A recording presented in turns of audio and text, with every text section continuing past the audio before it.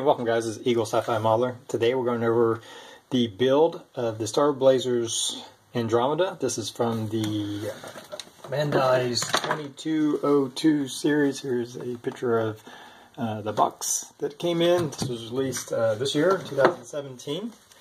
The model is approximately 18 inches long, so it's a good sized model. The scale of the model is 1/1000th. So if you work that out, I did a little math on that. The ship would have been approximately 1,500 feet long, just over a quarter mile if it were a real ship. In comparison, a Nimitz class aircraft carrier is 1,100 feet, so it's 400 feet longer than what a Nimitz class aircraft carrier would have been. The guns alone would have been somewhere around half a football field long from end to end, so it would have been a big ship. But the model itself is a nice size. It's snapped together construction mostly. I did use some glue just to tighten up some parts. Most of it fits together pretty well. It comes with a lighting module. The lights light up the bridge area, it lights up the engines.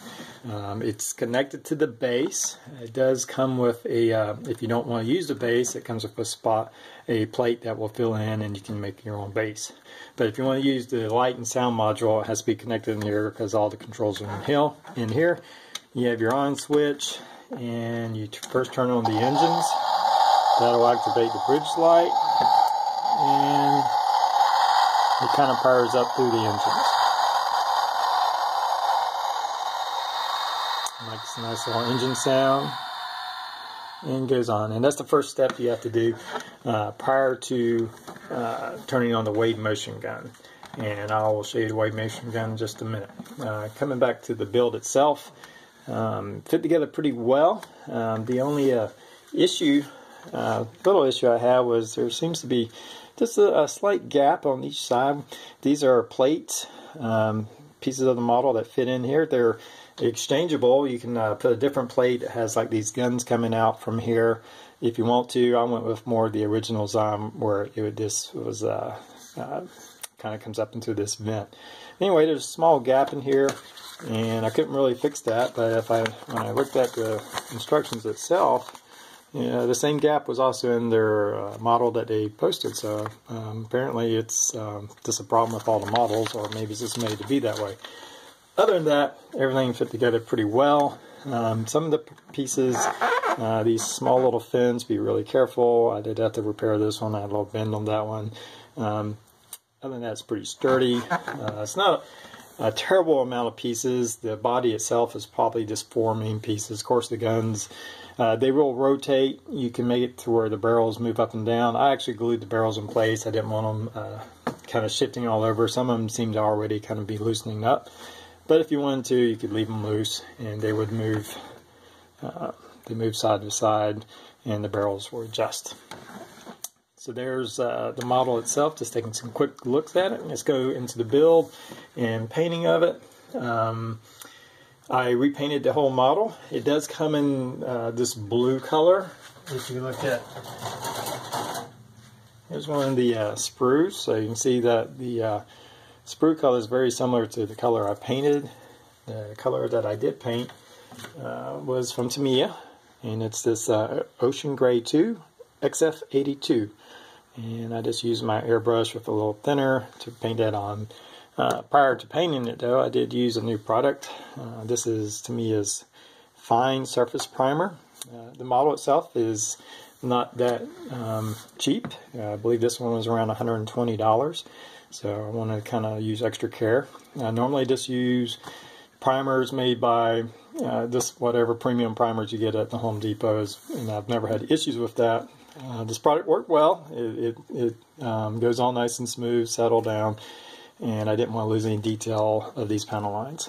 It is fairly expensive. It's $10 or so for this small can. So, but it did well. I don't know if it's that much greater than what I've been using, but it is a good product. So again, I primed it. I used this Tamiya's, again, Ocean Gray for the base coat. Once I got it all painted up, I put on a gloss coat with Tester's gloss coat. I did a wash over it to kind of get into the panel lines, and came back with Tester's dull coat. And I also, after I finished that dull coat, it wasn't quite as dull as I wanted, so I went with some Alclad 2's lacquer dull coat to kind of dull it down anymore. It just tends to be do a little bit better job than this. You just have to have a way of applying it. I use my airbrush, and this does foul up your airbrush. You have to clean your airbrush pretty well after you use that. There was some other hand painting. I had to, this part here, the brown section, the deck section, was a decal, or it came with a decal to do that. As I went to put it on, the decal had gotten folded when I was taking it out. It was my fault, but it damaged it, so when I went to put it on, it actually started tearing apart. So I did not use that decal. In hindsight, I'm kind of glad, because what it forced me to do was mask it off and paint it, and I just mixed some camo brown with a little gray to kind of get that color. I think I got that color pretty well as to what the decal was, but this looks better than having a decal on there, having it painted. So in hindsight, it was a bit of a blessing. There are some decals with the ship name and registrations on it. These little red dots are actually decals, and that's about the extent. Not a whole lot of decals. I did paint the engines with a gunmetal gray. Some of the white parts were with a gray from Vallejo, a very light gray from Vallejo's, and those were all airbrushed. I did a little weathering on it with some dry pastels, and I had this oil paint. This is a yellow ochre, sorry, and I used that just to make some discolorizations on the ship, just like areas where the ship would be coming out of the water. The ship was amphibious. If you've ever watched the show, it could go underwater and whatnot. And so I wanted to have some areas where it had some discolorization. So I used this oil paint, and I'd simply dab on a little bit at the spot where I want it to originate, and then take a dry brush and just come down and bring it down.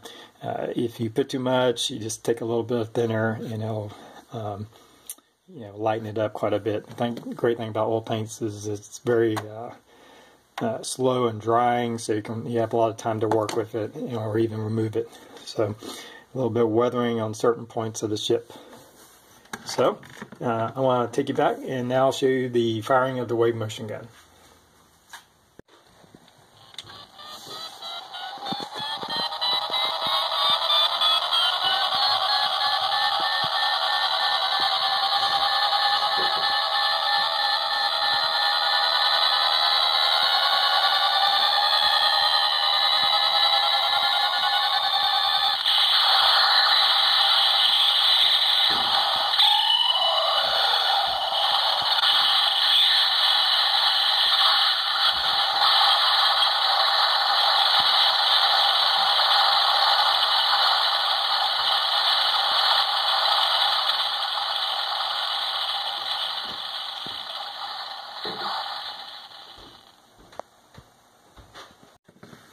Alright, so that was super cool. Super cool part about it is watching it all power up and operate with the different lights and sounds. Definitely a very cool part of it. The ship does come with some very small fighters. There's some, I don't have them attached, but there's some little holders right here. There's 4 of them. And just show you a quick picture of those. They're really small, but you get 4 of those. And they can attach on here if you'd like. So that's the build. And it's a really cool ship. It's a little bit different than some of the stuff we see from some of the other franchises. So if you have any questions, feel free to just post in the comments. You can look me up on Facebook under Eagle Feral. And if you like this video, please subscribe to my station. And have a good one.